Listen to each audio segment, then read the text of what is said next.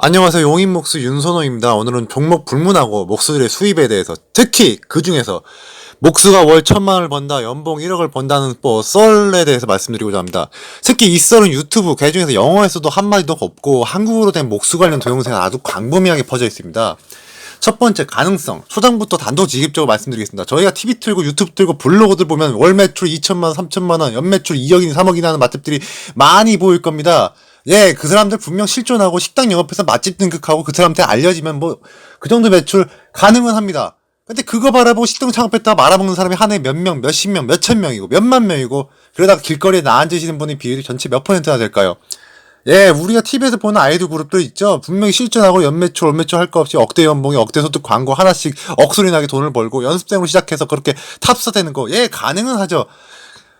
근데 그 중에서 몇 명이 성공하고 몇 명이 도태되고 몇 명이 조용히 잊혀지고 은퇴합니까? 아마 이렇게 말씀하실 분도 있을 거예요. 목수가 적어도 식당이나 아이돌 가수보다 연예인보다는 확률이 조금 높을 거라고. 그런데 그래봐야 뭐합니까? 몇몇 운이 좋아 성공한 사람들 많으면은 거의 대부분은 연봉 1억, 월 1,000만원 언저리도 못 가고 그냥 그 이하에서 맴돕니다.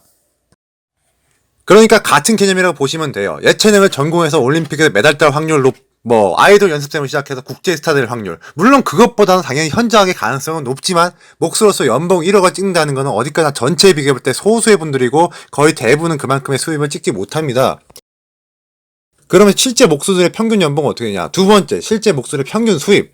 종목별로 다르지만 제가 앞서 이야기해드렸듯이 환욱은 소수 도편수나 대목장 말고는 연 2천만, 3천만 원 벌까 말까이고, 경량 목조주택도 별반 다르지 않습니다. 그나마 그쪽은 팀반장이 되면 돈 월 1,000만원 벌 수 있을까 말까인데, 그 금액조차도 임금체불이 워낙 빈번하게 일어나니까 팀반장도 빚내서 팀원들 일당 챙겨주다면 그 돈도 못 버는 경우가 비일비재하게 많아요.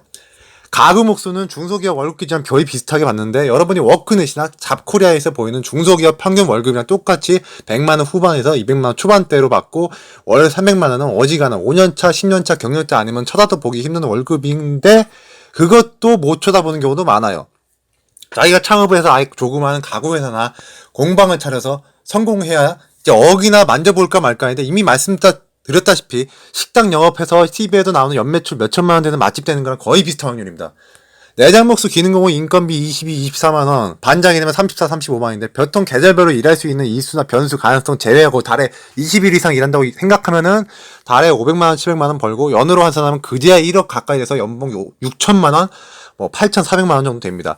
그런데 불경기나 공정상의 이유로 비가 안 오더라도 일정의 불확실성 등으로 인해서 실제로 연봉 6천, 8천을 안정적으로 걷어가시지 못하는 경우가 많아요. 특히나 올해 정권 바뀌고 나서 요번 연도까지 불경기가 겹쳐서 겨울이 지나고 봄이 돼도 일감이 없어서 휴직하시는 경우 진짜 많이 봤습니다. 세 번째, 그러면 월 1,000만원 이상 버는 분들은 어떻게 벌까? 아까도 말씀드렸다시피 인테리어 목공 반장 정도가 되면 일당이 35만원, 34만원이 됩니다. 고가의 자기 장비를 가져가고 그걸 펴가지고 작업한다는 것이 이게 전제입니다.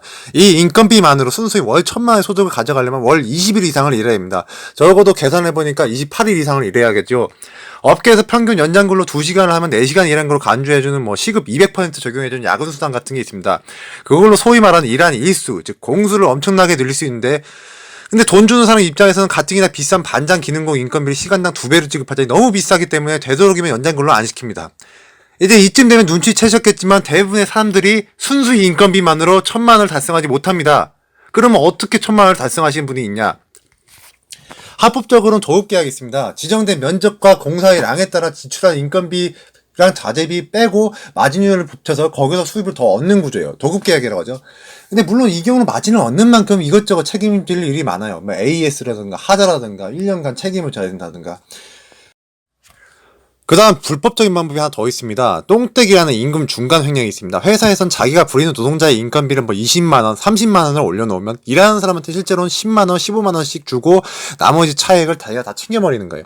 이 경우 현장이 크면 클수록, 특히 대형 공사이거나 부리는 인원이 많으면 많을수록 더 유리해요. 더 많은 돈을 부릴 수 있죠. 이런 모습은 보통 콘크리트 골조공사에서 불법 외국인 노동자를 들여놔놓고 몇몇 팀반장들이 거기서 떼서 돈을 벌기도 하고, 한옥 현장에서도 좀 광범위하게 있습니다. 이거 제가 다른 동영상 댓글에서 언급했던 건데요. 직업 소개 명목으로 사업자 등록을 하지 않은 직업 소개서가 아닌 사람이, 아닌 업체가, 아닌 단체가 임금의 일정 부분을 떼어가면 이건 횡령으로 보고 직업안정법 위반으로 해서 3천만 원 이하 과태료 5년 이하 징역에 처해집니다. 이 양형 기준이 어느 정도의 수준이냐면요. 같은 형사처벌에서 일반 폭행, 상습 폭행, 상습 협박, 과실치사, 위증, 증거인멸, 르면수수 이런 양형 기준보다 더 높거나 혹은 비슷해요. 벌금이 이것보다 훨씬 높고요. 양형 기준 징역 기준은 거의 아니 이것보다 더 세요. 그만큼 이 법에서 똥떼기를 아주 중범죄로 취급하고 있습니다. 그 외 법적으로 처벌하기 어려우나 상도덕에 위반이 되는 방법도 있어요. 내장공사의 경우, 내장 목공의 경우 반장은 장비대를 걷습니다. 아까도 말씀드렸다시피 기능공 인건비가 24, 25만 원인데 반장은 34, 35만 원입니다. 하루에. 그 둘 사이의 차이가 한 10만 원 정도 나오는데 이게 바로 장비대입니다. 자기가 고가의 장비를 현장에 가져왔다는 명목으로 받는 금액이에요. 장비대라고 하죠.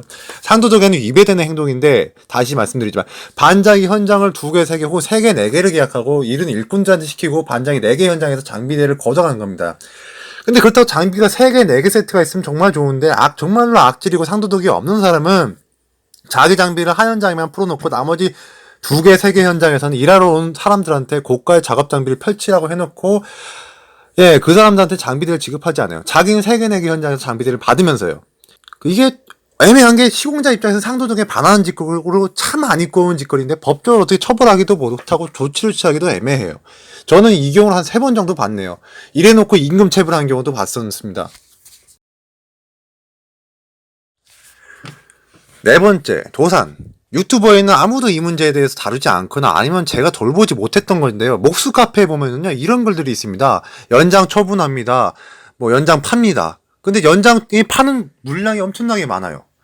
자기가 있던 쓰지 않게 된 중고 연장이나 전동공구, 유압공구 등을 판매하는 건데요. 그 중에서 산지 얼마 안 됐거나 사고 나서 아예 안 쓴 것 같은 새우 같은 제품이 있거나 멀쩡한 것들을 엄청 싼 가격에 급처하는 경우가 많이 있습니다.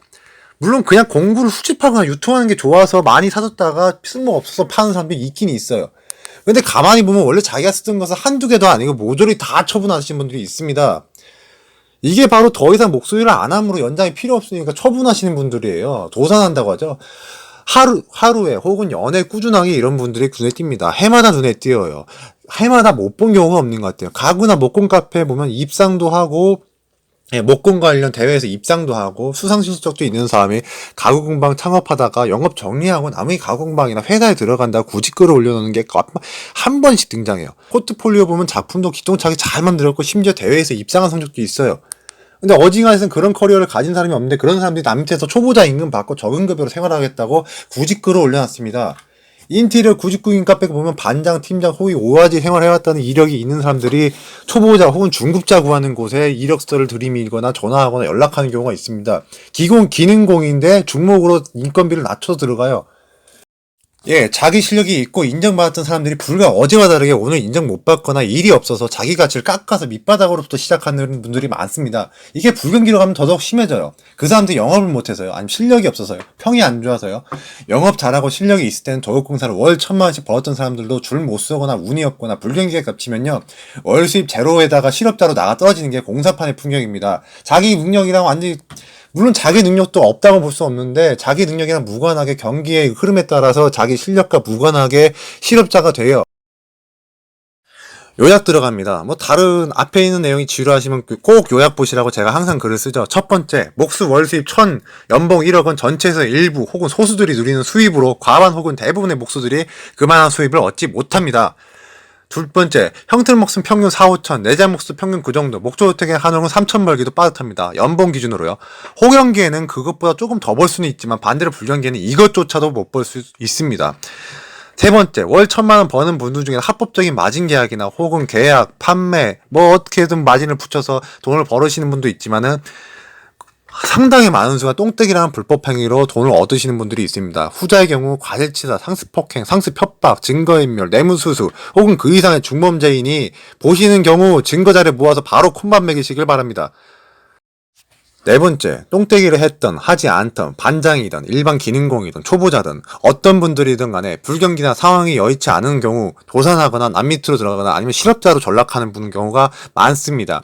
하루 벌어 하루 먹고 살고 내일은 없는 풍경이 종종 보이지요. 혹여라도 월 1,000만 원이 연 1억이나 하는 헛소리에 혹시라도 혹하신 분들이 있으시면 혹여 장래나 진로를 보실 분들이 계시면요. 그런 사탕 발림보다는 실제 어려움을 겪는 분야가 무엇이고 어떻게 극복을 해왔는지 그런 이야기부터 확실하게 살펴보시길 바랍니다. 괜히 월 1,000만 원, 연봉 1억 본다고 그 말에 혹해가지고 왔다가 괜히 이것저것 사고 이것저것 준비하고 뭐 돈 들이고 뭐 하다 보니까 어느 순간 돈은 안 쌓이고 빚쟁이로 나앉을 수 있습니다. 그러니까 일단 여러분이 진로에 대해서 진지하게 생각을 하신다면요, 월 1,000만 원, 연봉 1억이리 이런 소리 하시는 분들이 동영상을 찍어놨으면 그 동영상 일단 제끼고 일단 믿고 걸으세요. 이상입니다.